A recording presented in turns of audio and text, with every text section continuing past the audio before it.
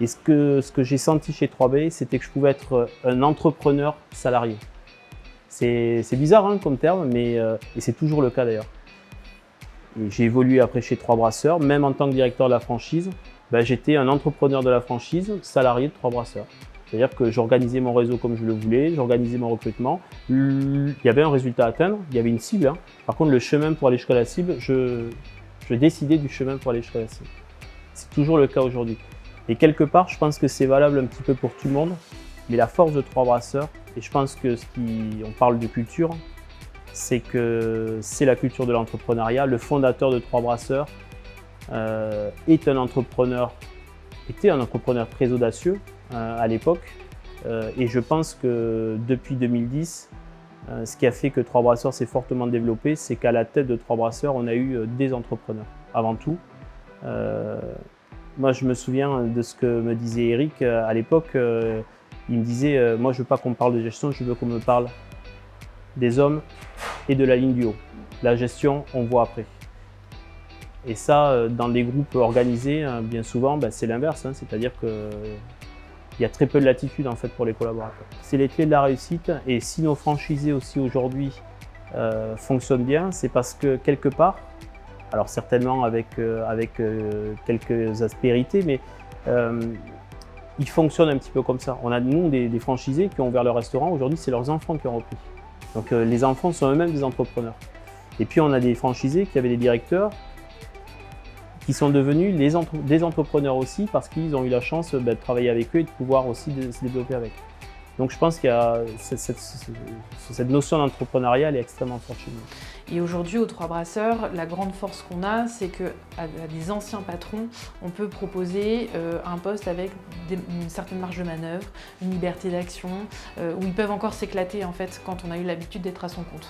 Donc finalement, je pourrais résumer ça en disant qu'on peut parler à tous les jeunes qui ont envie de faire carrière et à tous ceux qui ont déjà fait carrière mais qui ont encore envie de s'amuser dans un cadre peut-être un peu plus sécure ou différent de ce qu'ils ont connu quand ils étaient indépendants. Mais globalement, ce qui est certain, c'est que c'est le savoir-être avant tout, parce que le reste, globalement, ça se travaille, ça s'apprend, ça se développe et ça on sait faire. On a des profils qui ont envie de grandir chez nous et aujourd'hui on a l'opportunité de vraiment proposer des parcours très différenciants et beaucoup de sur-mesure. Donc aujourd'hui on a plein d'exemples de collaborateurs qui ont eu des passerelles en Z, donc des profils de restaurateurs purs qui sont passés dans les services supports, inversement des profils plutôt typés bière qui sont passés en restauration, des gens qui ont changé de région, des gens qui ont changé de projet et ça aujourd'hui c'est clairement notre force et c'est aussi ce que je pense que viennent chercher certains de collaborateurs de chez nous parce qu'en fait tout est possible. Tout est possible si tant est qu'on s'en donne les moyens, qu'on soit dans les valeurs de l'entreprise, qu'on ait le bon savoir-être.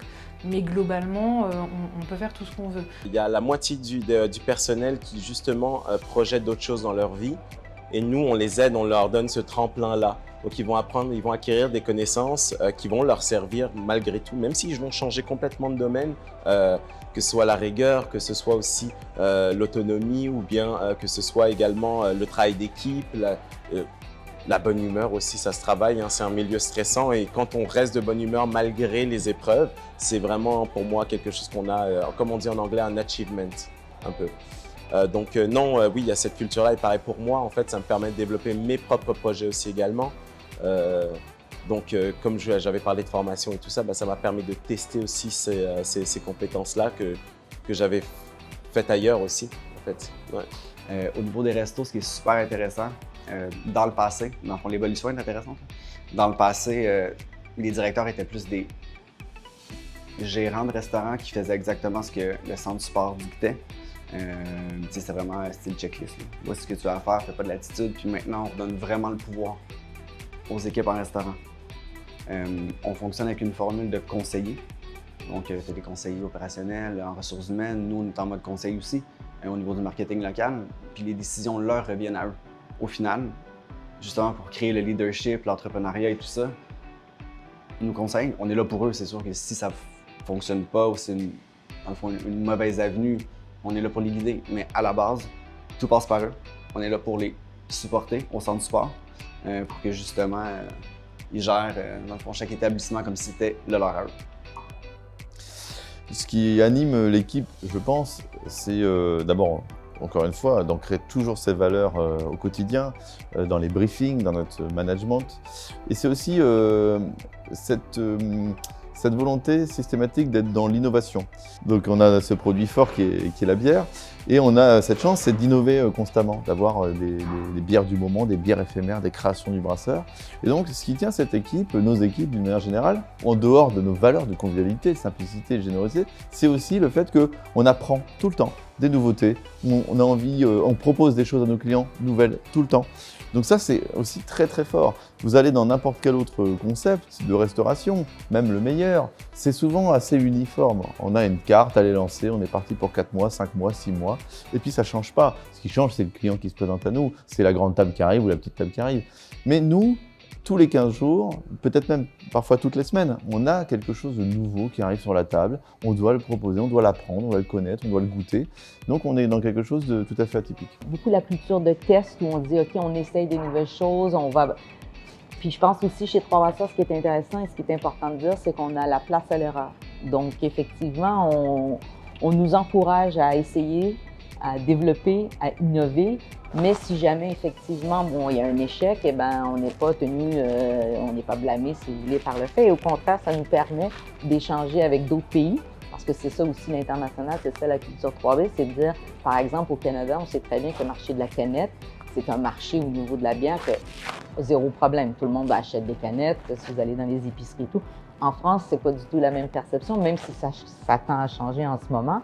Et donc, on partage ensemble, justement, ces temps forts par pays, et ça nous permet justement d'échanger et d'avoir ce qu'on appelle des sounding boards d'un pays à l'autre pour pouvoir avancer. Et l'une des forces également des Trois Brasseurs, c'est le terrain de jeu que l'on peut avoir, où on a la possibilité d'avoir des idées, de les proposer, et qu'on sait même de pouvoir évidemment tenter de les mettre en place, essayer des choses, se tromper, réessayer, s'adapter. On a là-dessus une belle flexibilité quand même, de se dire ça marchera peut-être pas, mais on essaye et puis on se dit rapidement si ça marche pas et on change notre fusil d'épaule et on recommence différemment. Et ça à tous les niveaux de l'entreprise. On a aujourd'hui des collaborateurs en restaurant qui ont des rôles bien précis dans nos restaurants, qui vont avoir l'opportunité de proposer plein de choses en termes d'animation, de recettes, de création de bière si on parle évidemment de nos brasseurs. C'est le cas aussi chacun dans nos expertises métiers au sein des services support, où on peut tenter d'amener aussi des nouveaux projets, des nouvelles idées qui viennent nourrir la stratégie de l'entreprise. Et on a face à nous clairement une direction qui nous permet et qui nous demande même de le faire. Donc ça permet vraiment de s'éclater pour le coup.